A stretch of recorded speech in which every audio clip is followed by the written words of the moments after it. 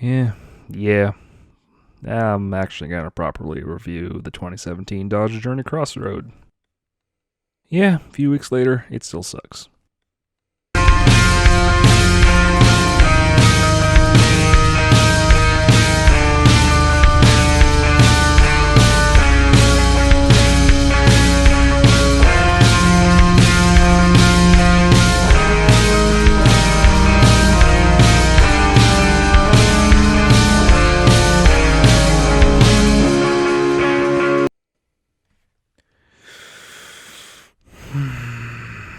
Well, I really felt I needed to revisit this one.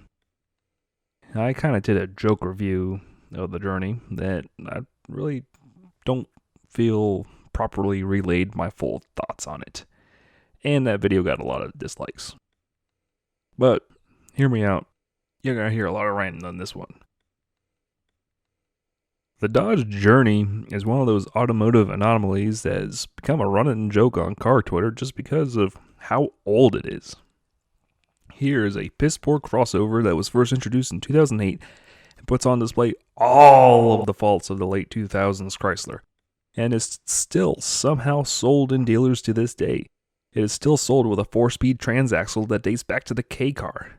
Ergonomics are a nightmare. Interior fit and finish laughs at the thought of quality materials. The optional V6 is so wheezy and underpowered you'd swear it had the base 4-cylinder in it.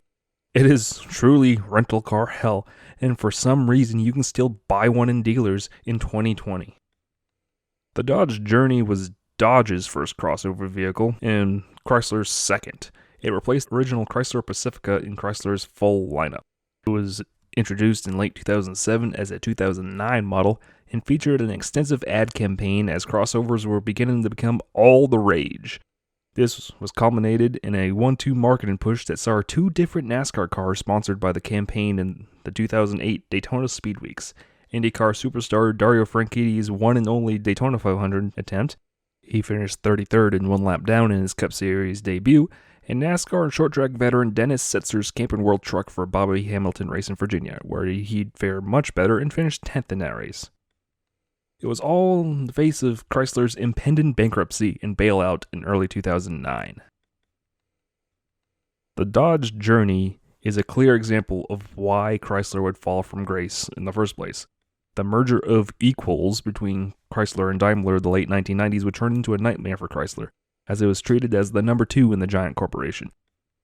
Despite all the wins and right moves it made in the early 1990s with the success of the LH cars and the reborn Dodge Ram, by the early 2000s, they were beginning to miss their mark in styling, build quality, and overall poor products.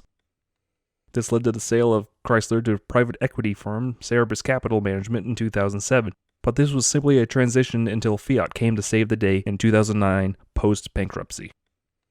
The Journey, codenamed JC49 internally, exemplifies the design misdirection under the Daimler guidance in the mid-2000s.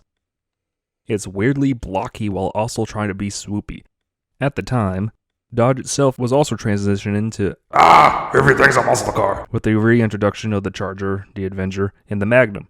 As a result, you ended up with whatever the heck this is.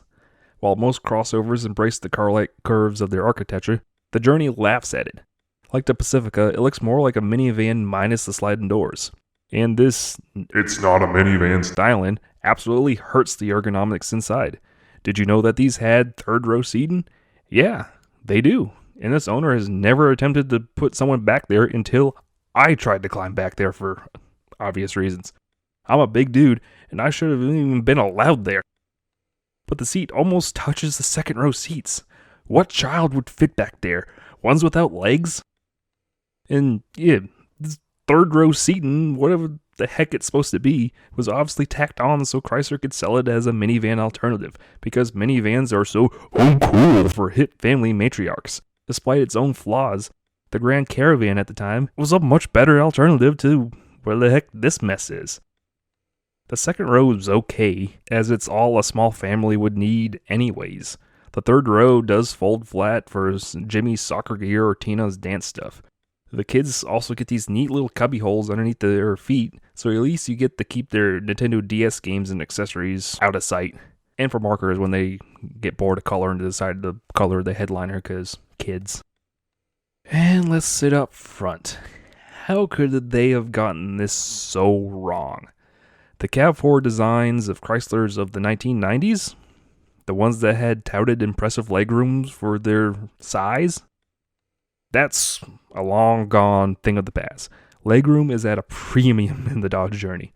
The center stack crowds your legs. The steering wheel doesn't even move upward enough, so it cuts into my legs while I try to drive. The materials still feel like cheap plastics of the 90s, but then again, all American car makers were doing this at this point. The screen is laughably small, as it's probably the cheapest thing they could afford to put in the center stack, because, everyone has to have a screen now, you can't get left out. You can tell that the dash was originally designed around a double-deck radio, as the bottom half has now been replaced for a shelf for stuff, but it's very obviously this is the shape of a double-deck radio that originally went here. Have fun trying to navigate the radio and climate controls. I tried changing the channel or turning it down and quickly gave up. Everything is needlessly convoluted. Like, seriously, half the climate controls are below the infotainment crap, but the fan speed controls are hidden in the menus of the screen. Why? Why did they split this up? Put all the climate controls together like a normal car maker, but no, we got to split this up and we got to put some in the screen because, fancy cars have their infotainments also perform their climate controls. But we got to have buttons too because people like buttons, and now you got half there and half there and you can't figure out how to use half of it. It's a mess. Underneath the hood is another mess. The 3.6 liter Pentastar V6.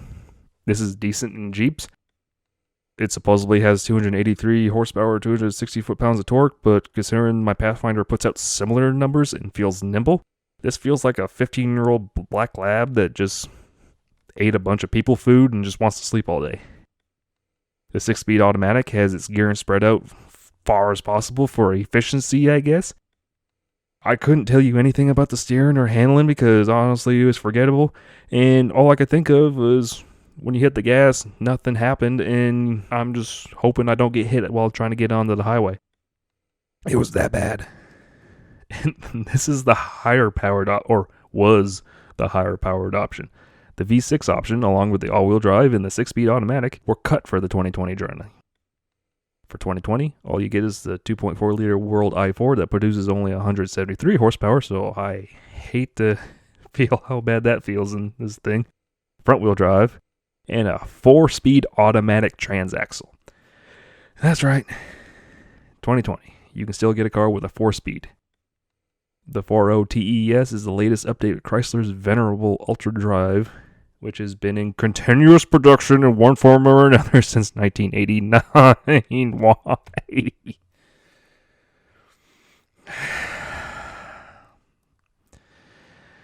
It's bad. Everything's bad. I know I made a goof video on the Journey a few weeks back, but this is such a dinosaur, I just had to give this the proper light of day. This was bad in 2008. The fact that it survived Chrysler's bankruptcy, survived Fiat's meddlings in the lineup.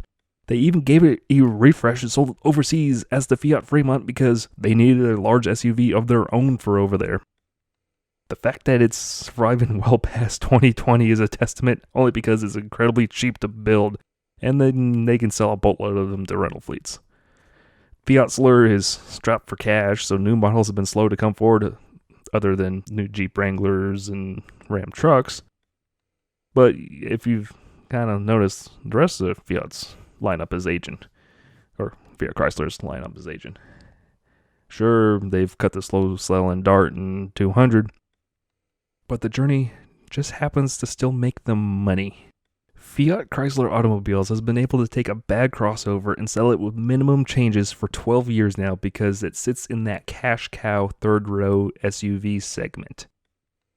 But honestly, they haven't had the cash to actually replace it with something good or even modern. FCA knows they can continue to pump them out like this because they can. Look at it. It has me rambling like a madman all video long now.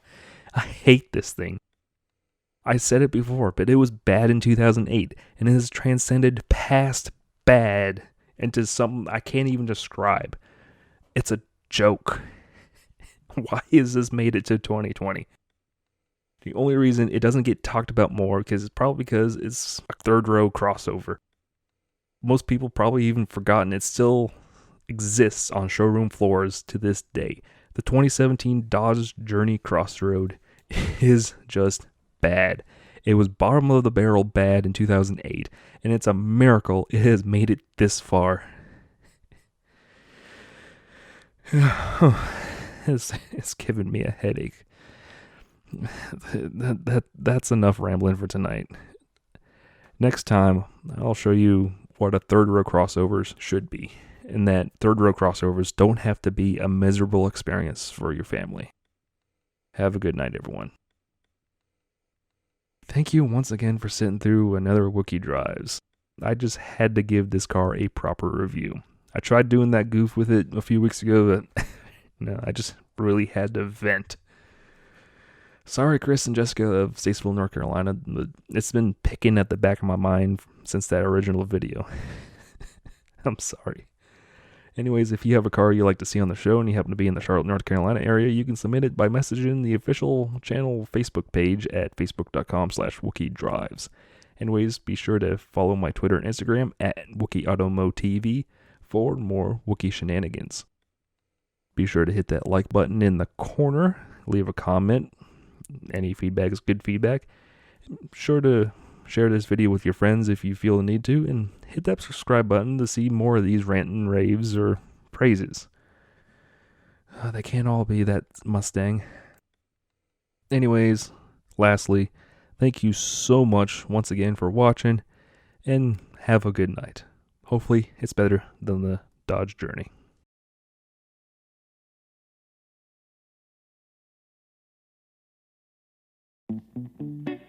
What makes Dodge Journey the #1 selling crossover in Canada? There's a country full of reasons. Start with 7-passenger seating and in-floor storage. Add in all-wheel drive that only engages when you need it to maximize fuel efficiency. And 36 mpg from Award's 10 Best Engines winning 3 years in a row. Starting at only $19,995, Dodge Journey. It's winning the country over coast to coast.